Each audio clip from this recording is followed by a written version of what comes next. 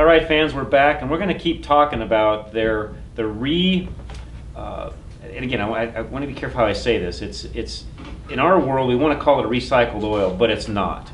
It's a re-refined oil. So they're eco product. They're eco. You've got different, and explain that. What all difference in the eco line? What are all the differences that you have? Is it just flat out eco, or is there an eco ultra, or is there different variations of the eco product itself?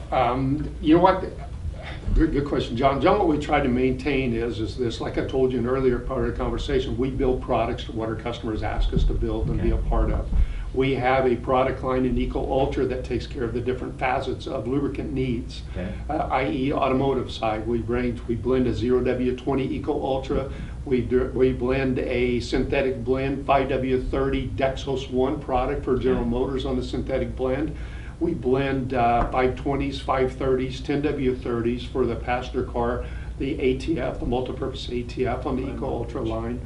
We blend a high mileage product, the 520s, 530s, and 1030s in the Eco Ultra line. The diesel engine application is we blend a 15W40 premium product, a CJ4 product that you're able to extend oil drains on. We blend hydraulic oils with the Eco Ultra. We've even got to be really specific on the Eco Ultra product line on a low particle count hydraulic oil that we sell to Spirit Aerospace to use on their ground support equipment out at their facility, was formerly Boeing, for their sustainability initiatives they have for their plant. We build tractor hydraulic oils for the farming applications. We build them in installer sizes. We have them in the bag in a box, 5 gallons, quarts, to be able to meet those requirements. So, you talk about the sustainability side of this, and Rick went through how this base oil is arrived at through our process, and the great thing, and usually when we're doing a presentation, the question will come up. So I'll go ahead and ask it. I mean, how many times can you recycle it? Well, that bottle of base oil right there is basic carbon chain chemistry.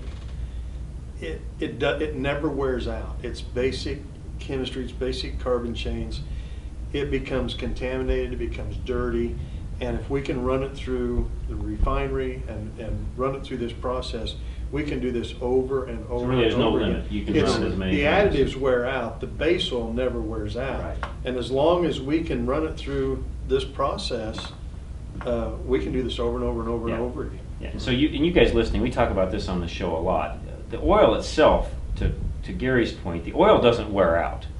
It just becomes contaminated. The additives break down, and that happens through heat and contamination, and even water can get into it, and all those different things is what really makes the oil start to look like this. And of course there's combustion in the engine. So there's a certain amount of fuel even that goes past the rings, and the combustion gets in. That's really what turns it black, by the way. It's the combustion itself that makes this happen. If there wasn't, if and the John, oil, you want it to look like and you want to, because that's right. You don't want it to be that way after 5,000 miles. It's not doing its job. You're exactly right. I always cracked me up in the old days. I'd have guys come and say, "Oh, my oil looks like this when I pull it out," and I'm thinking, well, either you're changing it way too often, or it's not doing its job, because you want it to look like this if the detergents and everything in it are doing its job. What I was going to get at though is, because of the combustion, that's what turns it this. Because if you take hydraulic oil, for example, and I've experienced this on our fleet side of the fence. Unless something happens inside of one of the pumps and things get contaminated, when you pull it out to change it, it really doesn't change color much. No. Because there's no combustion going on inside of that to contaminate the oil. Much the same with gear oils. I mean, you may have a little discoloration from the heat, but gear oil will look very similar to what it looks like when you first start using it. So, and I want to make sure that I'm careful when I say this, and if this isn't correct, I'll edit this out of the video. But you guys really, in the Ultra product, even though it's quote unquote not a pure synthetic, because it's being, it's being refined through the process with, virgin stock, etc. It's the next best thing to a full synthetic that there is, correct? Absolutely. No, you're right on. And to kind of lead you into where you're talking about, and you've been in the business for quite a while along with me, is that you started looking at, we had Group 1 base stock. Right. Which is about 87% pure when we started building engine oil products back then. Well, the first thing an additive had to do when you put it in the engine with a Group 1 was fight itself. And then you started looking at, when we started coming up with Group 2 products, and you started looking at, it was into the 90s, the mid 90% pure. So you had to start, you still had an additive product that'd be able to take care of that. And then we started going into the Group 2 Plus. Now, at the time the Group 2 Plus came out, that was hydrocracking at that time. We were actually breaking molecule chains and pulling everything apart and putting it back together. Now, at that time, you would hear pure base, you'd hear clear base, you'd hear base oil terminology that come out there that you were almost getting crystal clear at a Group 2 Plus.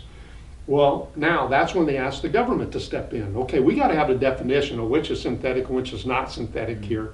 So the government said, okay, anything after Group 2 is a synthetic. Okay. So Group 2 Plus is really technically a synthetic product. Got it. Now, problem is that the government never set a standard on how much Group 2 Plus or how much synthetic you had to have in the synthetic blend.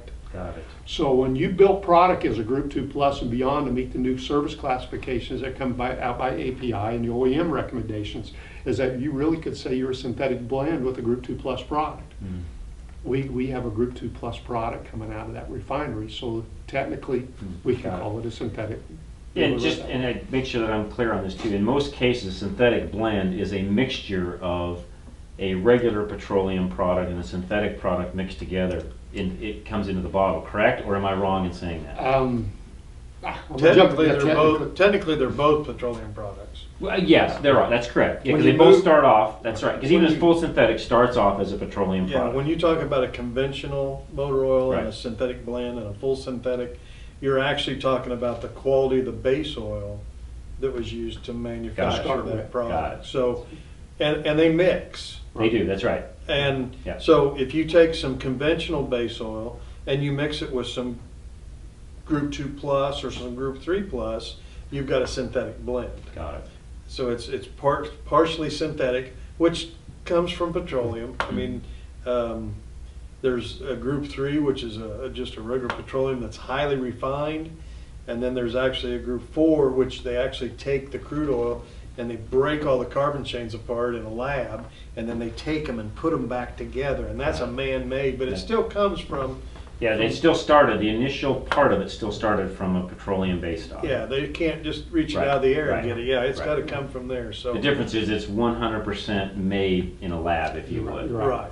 And to his point, it's that purity that he talked about when he started with Group 1, Group 2, Group 2 Got Plus. it. That's really what leads us to. And you guys also, just so everybody listening knows this, this plant, you do the re-refining and you have the ultra product, et cetera, but you also do full synthetics to what you just talked about. You guys have the ability to build that, make it, you distribute that through your warehouses, et cetera. So that product, I mean, you're not just selling the eco product, you sell a full line. Now, on the virgin products, so to speak, like you talked Right. about, the Group 2 Pluses and the Group 2s and the PAOs and Group 3s, we'll buy those from another refiner that accompanies that. base, So the base, base oil, right. base oil will buy the base oil, and then we blend all the Got it. components to make those products. So you're still doing all of your own blending, even in your own Absolutely. synthetics and whatever else you're Absolutely. making. We blend a little over 10 million gallons of lubricants here a year. Okay. So and ranging from our re-refined products all the way to our virgin products that we blend here. Well, and to Gary's point, that was a great discussion on, there's a misconception, and we talk about on the air quite a bit, on what synthetics are versus, and it's hard to explain because unless you're a chemist, which I'll be the first to admit, I'm not. In fact, that was one of my worst subjects in school. I didn't do very well on that. So, but I do know enough to know that yes, all oil, synthetic or not, starts with, you still got to have that, either the crude coming out of the ground, or you take a product like this that's re-refined, but some way you've got to have some petroleum stock to start with to even make that full synthetic. How it's processed is what makes it a full synthetic versus a blended or a regular just conventional oil. John, in layman's term, when you start talking to a listener, when you start talking to a consumer, just start thinking about, remember where you grew up at. Group 1, Group 2, Group 2 Plus, Group 3s, and then go into Group 4s, which are PAOs, polyolefins, which are man-made carbons. 1, 2, 3, and 4 came along with technology. 3s are the cleanest petroleum-based product that's made directly from petroleum. fours are your PAOs. There's 4 of them, and please don't make me repeat them. I couldn't say it if I had to, but those are the full synthetic. Those would be your Got it. Mobil 1s. Those would be those platinums. Those would be the things you see that carrying an $18 a gallon Got deal. it. They're man-made carbons that are based out of that. So when you start explaining that way, you don't have to get too technical, but to know that it evolved from 1, 2, 3, and it goes Got it. into the 4. Got it. And this kind of leads into questions, and we see them when we go put on programs for our installers, from questions from their customers.